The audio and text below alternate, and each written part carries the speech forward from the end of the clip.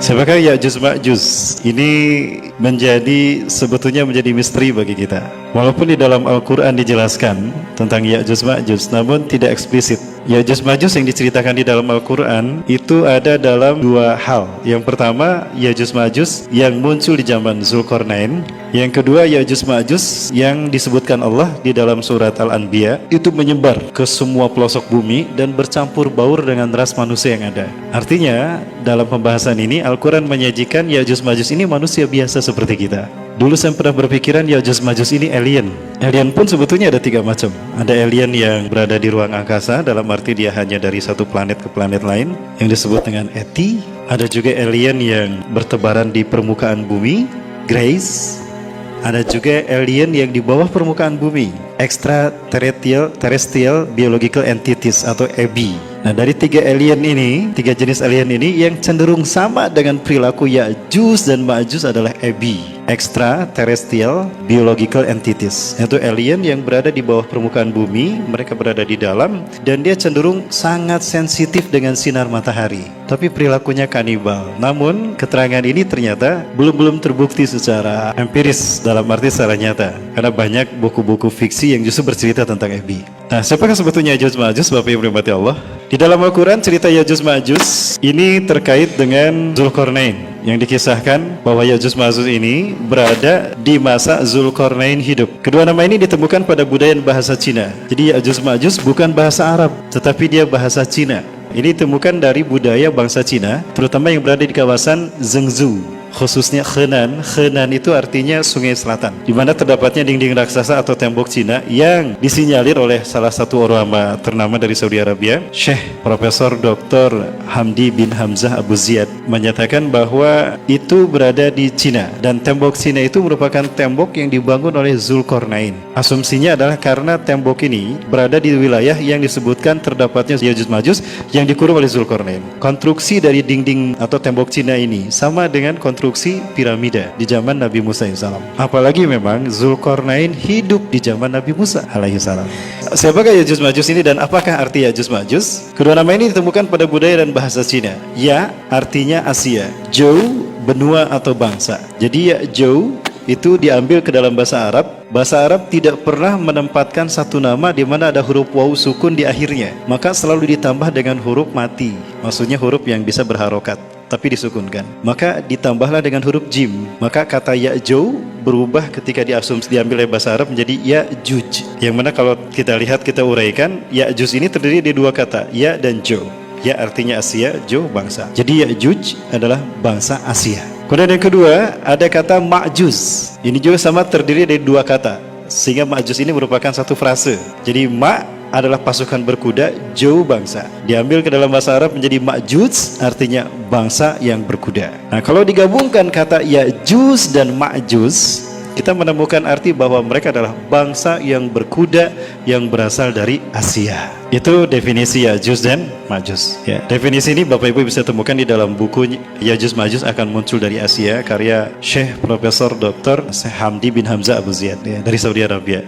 Sepertinya beliau masih hidup, ya, karena saya lihat buku yang beliau keluarkan, kitab yang beliau keluarkan yang merupakan hasil dari penelitian beliau sendiri dari negeri matahari terbenam sampai negeri matahari terbit. Beliau melakukan penelitian sendiri dengan dana sendiri, didampingi oleh istrinya. Penemuan yang beliau lakukan ini menurut saya sangat representatif untuk kita membahas tentang siapa itu Ya'juj Ma'juj. Baik, berangkat dari kisah zaman dulu Ya'juj Ma'juj.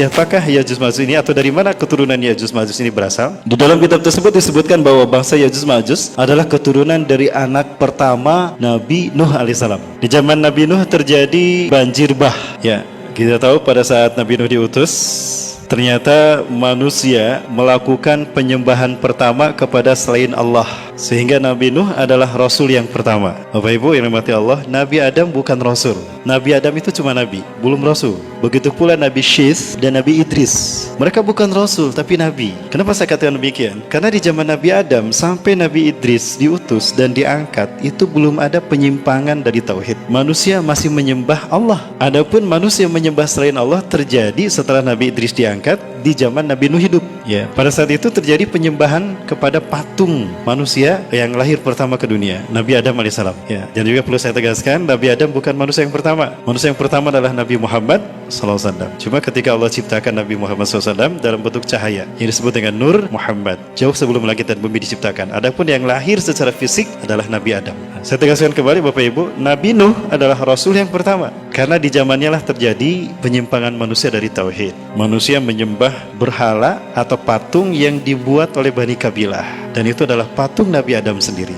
Nah, karena mereka menyembah selain Allah, maka saat itulah Nabi Nuh diutus. Nabi Nuh diutus sebagai Nabi dan Rasul yang pertama, itu di usia 480 tahun. 120 tahun beliau dakwah, siang malam, sembunyi-sembunyi, terang-terangan. Hanya sedikit yang beriman. Sehingga Allah Subhanahu wa Ta'ala kemudian memutuskan untuk menghentikan dakwah Nabi Nuh pada saat itu, di usia Nabi Nuh 600 tahun.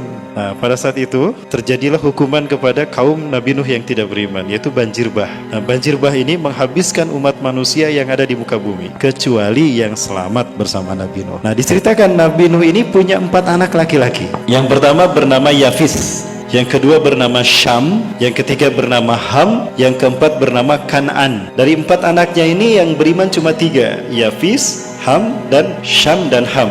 Kan'an tidak beriman, maka dia termasuk yang ditenggelamkan Allah dalam banjir bah tadi. Sehingga keturunan Nabi Nuh didapatkan dari 3 anaknya laki-laki ini, Yafis, Syam, dan Ham. Setelah banjir reda, Nabi Nuh alaihissalam dan kaumnya terdampar di Turki Utara. Nah, Bapak Ibu kalau kita lihat, terdampar di Turki Utara, Nabi Nuh terdampar di sekitar sini. Nah, maka setelah terdampar, semua umatnya turun, maka di saat itulah terjadi peradaban hidup yang baru. Itu di saat itu Nabi Nuh usianya 600 tahun. Istri yang pertama termasuk yang tidak beriman, termasuk yang ditenggelamkan Allah, sehingga Nabi Nuh kemudian menikah lagi. Tidak saya baca kisah Nabi Nuh berikutnya setelah menikah lagi. Namun yang diceritakan kemudian, Yafis, putra tertua dari Nabi Nuh, mengembara ke atas sehingga melahirkan Eropa dan melahirkan Turki, Gos, Kemak, dan Al-Khazar.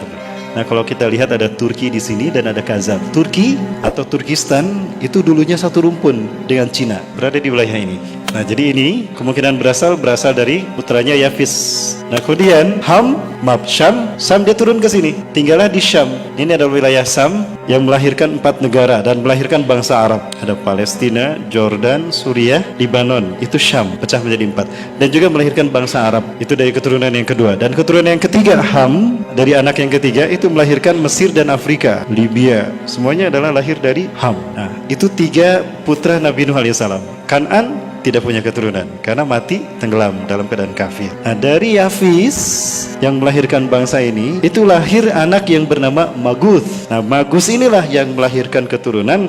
Di antara keturunan Maguth ini ada bangsa yang berperilaku biadab, berperilaku kejam, pembantai, melakukan kerusakan di muka bumi. Ya, saking biadabnya, kehancuran mereka itu dijadikan sebagai satuan kerusakan di muka bumi. Jadi Bapak Ibu rahmati Allah, Ya'juj Ma'juj lahir dari keturunan Yafis, yaitu dari putranya yang bernama Maguth. Ya, Maguth ini melahirkan Ya'juj dan Ma'juj. Mereka lah yang kita kenali dari sejarah sebagai bangsa yang kemudian melahirkan bangsa Mongolia. Ada bangsa Tartar yang membantai kaum muslimin sampai ke dinasti Abbasiyah. Walaupun pada akhirnya dari tokoh-tokoh hebat mereka seperti Timur Leng, Genghis Khan, dan yang lain itu masuk Islam. Ya.